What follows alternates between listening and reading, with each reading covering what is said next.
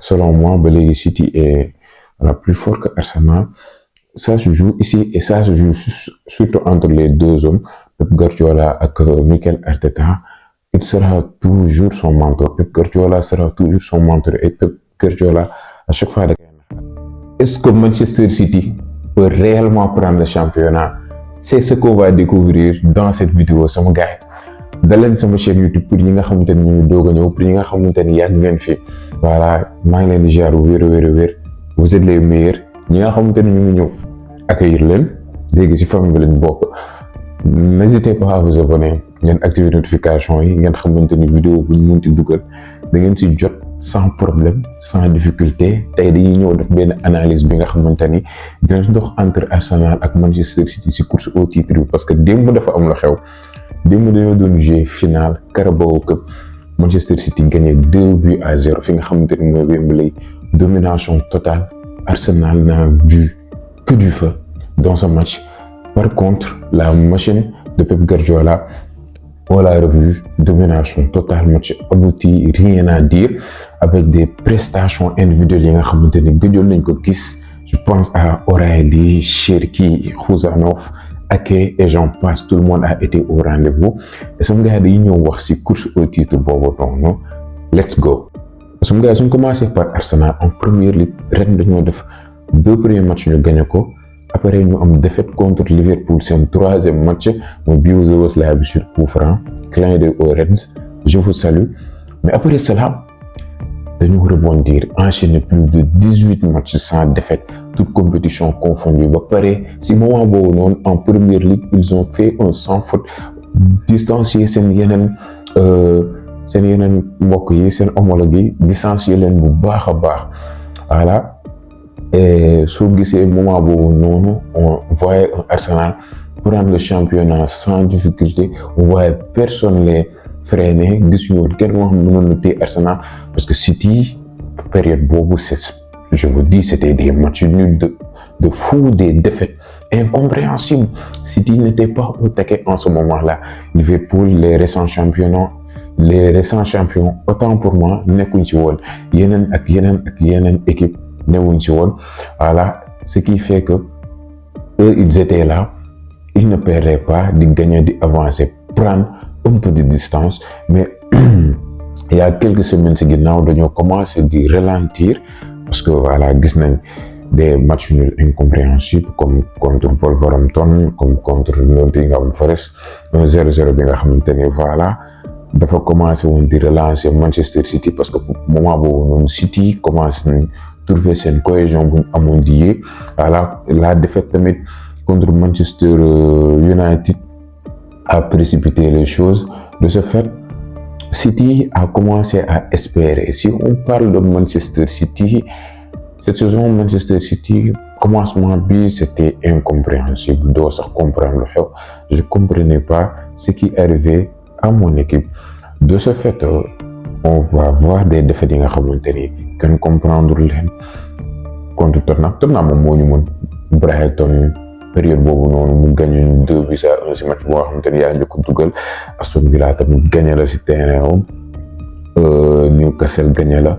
maanaam ay match yu nga xamante ni da ngay war a gagné pour te mettre devant, mais tu ne parviens pas à le faire. doo ko réussir def des matchs nuls. Les matchs nuls ay matchs nuls yi nga xamante ni doo sax comprendre. maanaam voilà doyoon na waar contre Chelsea yaa mu ne bu fin temps nga jël benn but. Brighton à domicile, un match que tu dois gagner, tu fais match nul. Sunderland moment boobu soo gagné woon ngay gën a inquiété Arsenal parce que je pense week-end boobu noonu il n'avait pas gagné contre Sunderland bi nga def un match nul 0-0 si match bi nga xamante ne yaa ko dominé, même si c'est le stade bi c'est pas facile nga gagné fa.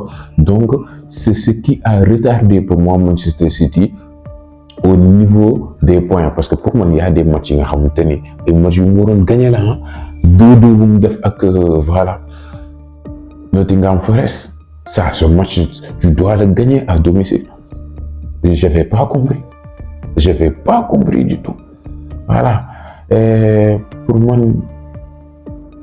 moment bi ci saison bi waroon nañu fekk devant Arsenal honnêtement, parce que Arsenal point yu perdre ak ñun soo ko comparé genre ñoo war a gën a am ay regret. Arsenal pour man ban moo koy metti muy Volve bi buñ koy mais City des pitres équipes doo sax comprendre. Voilà.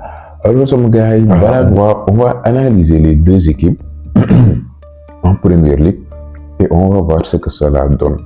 Voilà. Su ñu ci Arsenal, c'est la meilleure attaque et la meilleure défense du championnat.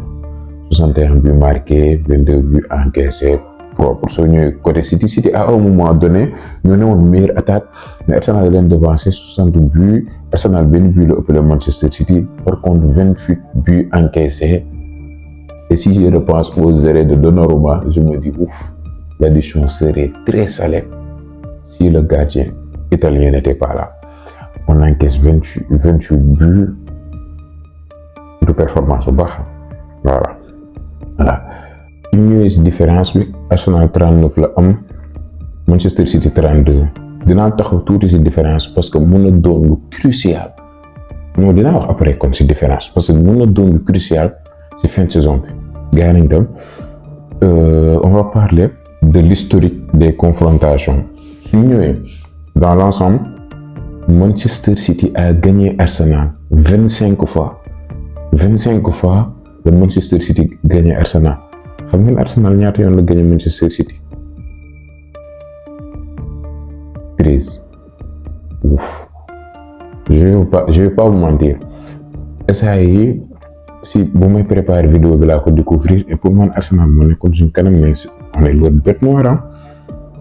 On a eu par contre 11 matchs nuls mais soo xoolee ci état général bi City moo ëpp lu mu gagné ki nga xamante ne mooy Arsenal. Ça va aider les jours parce que même si tendance maa ngi commencé inversé wu Arsenal mu ngi ñëw petit à petit mais pour moi ba léegi City est à un cran en avant. Selon moi ba léegi City est plus fort que Arsenal.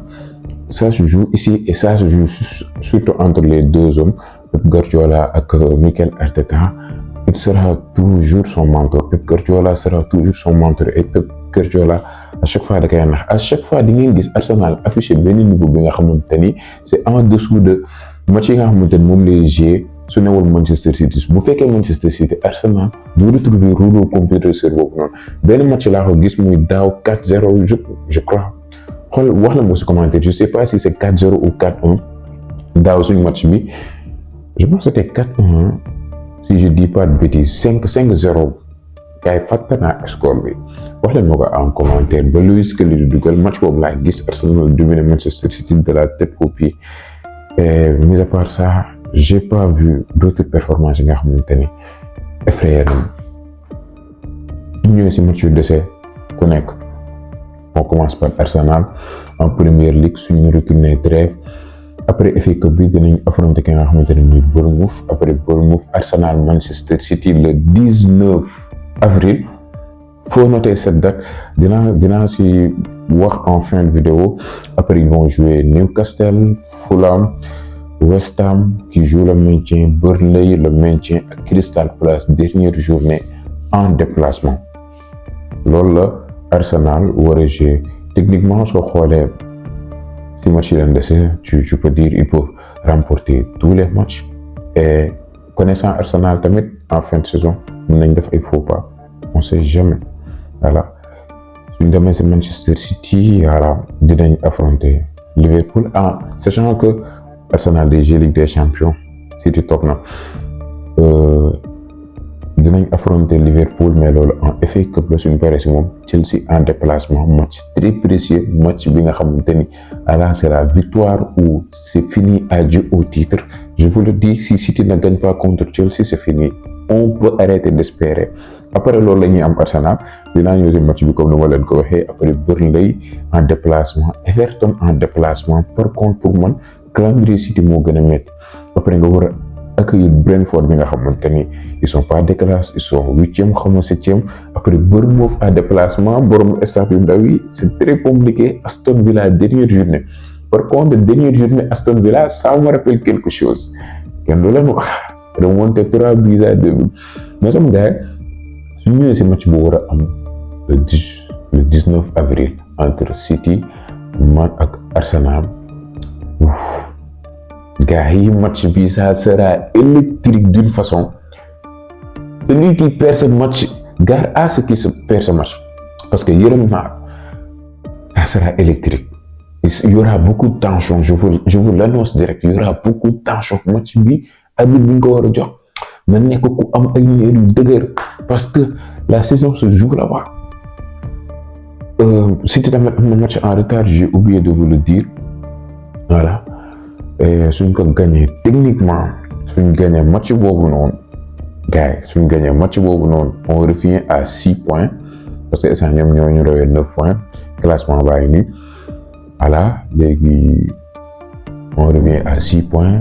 Bu fekkee City gagné na Arsenal, on revient à 3 points. Kon, on doit espérer qu'Arsenal fasse des faux pas. Kese moo la si war a génne au minimum 2 pour yow nga mun si génn. Différence bi si la amee solo ci 38 ci 32, je pense c'est 6 buts de différence. Pour Man City tamit s'il veut remporter le championnat jusqu'à la dernière journée, il doit corriger ça aussi. Mooy différence bi. Je vais donner mon pronostic si voilà fin de saison bi. Pour man, Arsenal remportera le championnat. C'est ce que je ressens. Voilà, et c'est ce que je pense aussi ak si ay arguments yu ma ko teg parce que je pense qu'ils ont la meilleure défense. Ñoo jiitu si classement bi ba pare ils ont moins de pression que les saisons précédentes. On se dit la vérité, cette saison xaw nañ màgg au niveau de la mentalité, mais soo ñëwee par contre Manchester City pour lui avantage am je lui donne 40%. Arsenal moom 60%, Manchester City 40%. Voilà, expérience titre yi nga xamante ni jël nañ ko. Voilà, effectif bi nga xamante ni ñoo gën a mii momentum bi nii mooy fin saison bi. City match am ñu leen dese yëpp mën nañ ko gagné te du leen def dara, mën nañ gagné match yu leen dese yi. Voilà, après match en retard bi am suñ ko gagné c'est un réel espoir. Suñ ko gagné voilà, ça va tout relancer. Gars, on arrive à terme de cette vidéo. Dites-moi ce que vous en pensez. Jox-le-moi seen xalaat en commentaire. La course au titre sera très passionnante. En première ligue, tout le temps c'est comme ça. N'hésitez pas à vous abonner, activer la notification bi. Ngeen xamante ni vidéo bu ñu ci dugal ngeen si jot sax. Désormais, je vous promets ce genre de format plus régulièrement. Dinañ gën a wax ala di yaatal parce que TikTok on est 400 000 là-bas, mais ay vidéo yu ndaw nga fa mën a def. Comme gars yi, activer la notification, abonné, toog xaar, on arrive.